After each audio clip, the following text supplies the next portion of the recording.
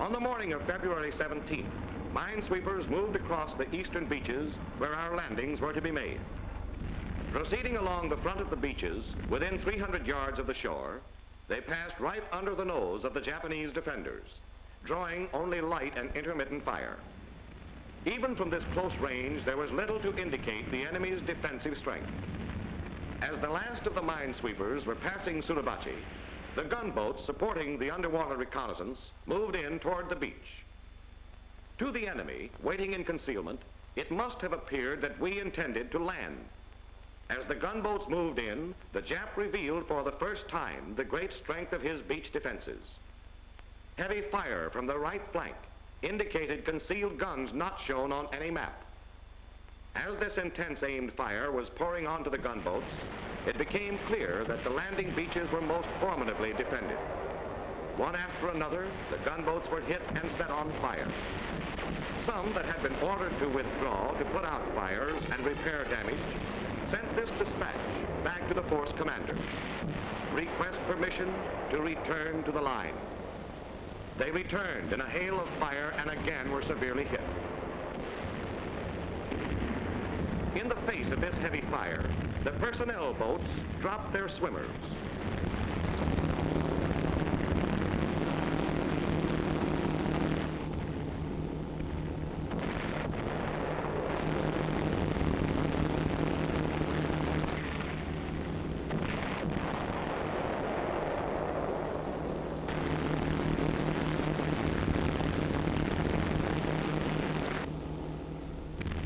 Support ships continued to pound the beaches, laying down phosphorus when it became apparent that aircraft could not provide the scheduled smoke screen. Again and again, the crippled gunboats sent back the message, request permission to return to the line.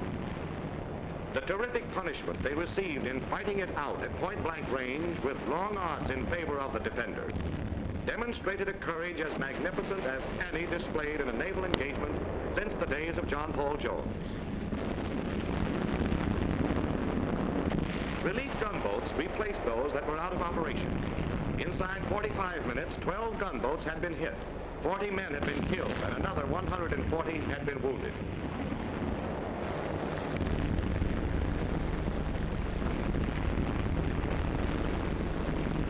The swimmers completed their reconnaissance of the beach, and shortly after noon, all but one had been recovered. They found no underwater or beach obstructions. The reconnaissance, however, dispelled any notion that the island was not heavily defended.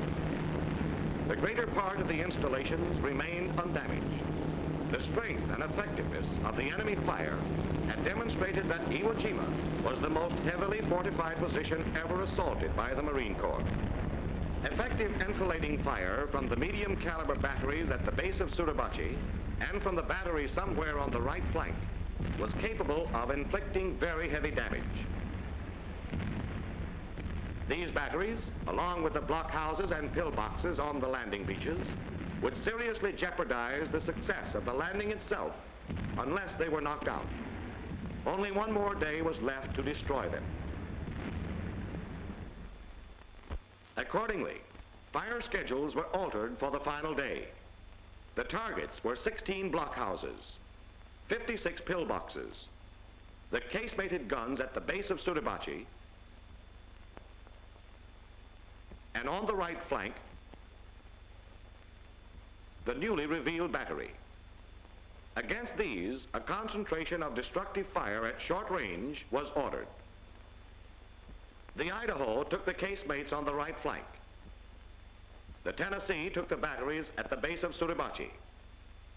Through fire, the New York and Nevada worked on targets in the beach area. The ships were directed to make every effort to obtain the greatest possible effect from each remaining.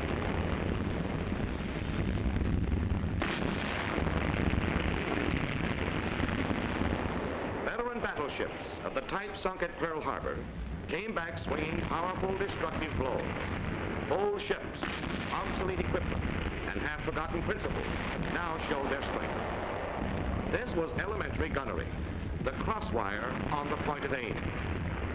The ships and spotting planes had become familiar with the location and appearance of the targets. It was known that accessible installations in other parts of the island were sure to give trouble after the landing of the early assault waves.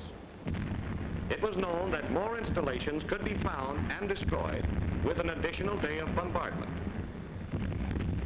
But at the end of 12 hours of continuous, deliberate short-range shooting, the casemates had been destroyed. 15 blockhouses and 19 pillboxes had been damaged or destroyed. Thanks to the naval gun, a landing could be made if necessary.